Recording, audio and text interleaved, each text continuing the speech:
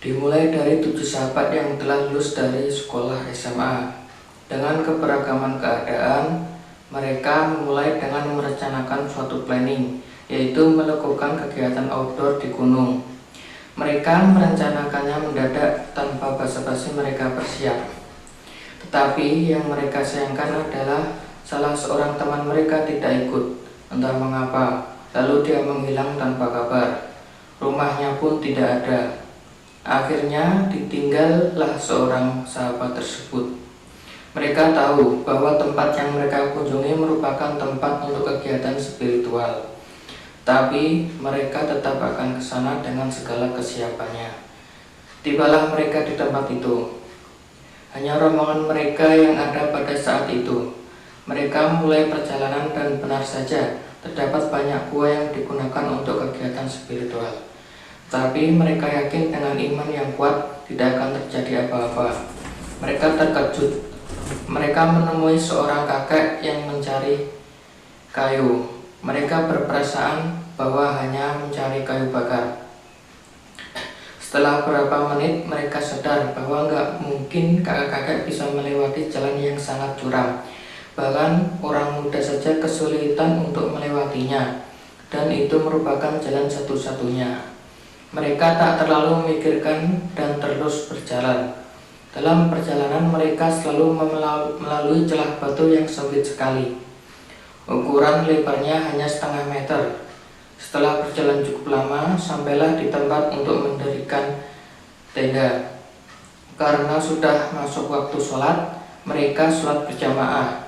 Mereka berdoa agar diberi keselamatan agar pulang dengan selamat.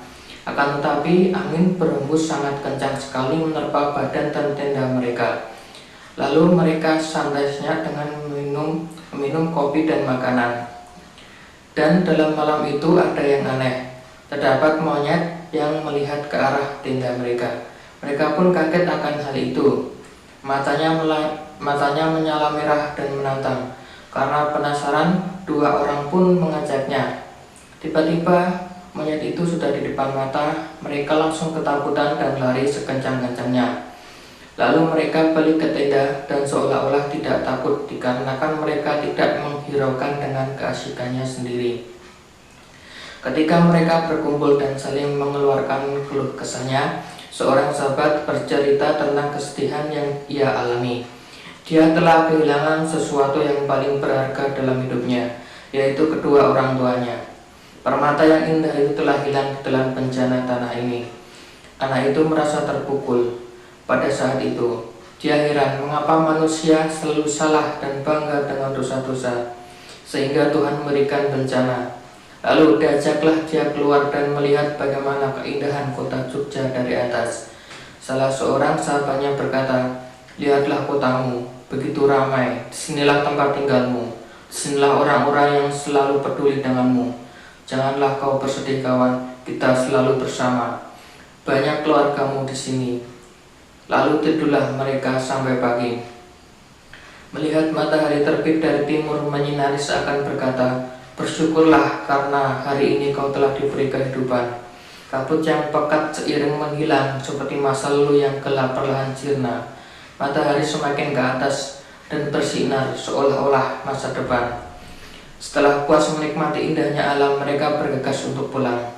Mereka tidak lupa membersihkan sampah yang mereka bawa. Karena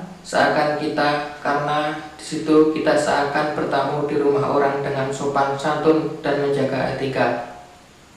Prinsipnya, jangan meninggalkan apapun selain jejak, dan jangan membunuh apapun selain waktu, dan jangan mengambil apapun selain foto dan sampah. Bergegaslah mereka pulang dengan selamat sampai rumah masing-masing. Dan terkejutnya, salah seorang yang tidak ikut, dia berkata bahwa dia tahu tentang cerita-cerita di Gunung Api Purba itu, dan dia tidak memberitahu karena jika diberitahu maka akan gagal yang telah dipersiapkan hanya karena cerita tersebut.